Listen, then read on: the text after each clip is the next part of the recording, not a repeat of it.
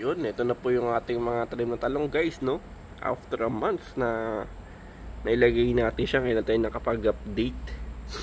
So actually guys, mga namunga na siya ng talong talaga, no? Bulaklak. Ayan, no? Pero before that kasi talagang pinutakto siya ng mga insekto, no? Nisprayan lang natin siya para talaga mawala.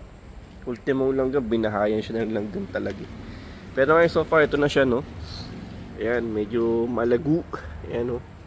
Kitang-kita yung talong talaga, no? Ang ganda.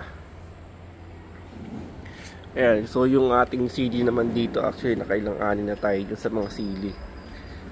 Yung ating sili na pakinabangan natin. Grabe. Kamatis na lang medyo, ito, nagbunga-bunga na siya. Tinihintay lang natin talaga siya magbunga lahat ng puno nating kamatis. Yung ating siling labuyo, ito, no? Yan, no? Kitang-kita naman, no? Ayan. So, ayan. Naiayos natin siya, no? Siguro may mga nasisingit-singit lang ng mga insekto, ay nabutas, eh. Pero, simula na sprayan natin siya, nawala talaga yun. Ayan. Okay.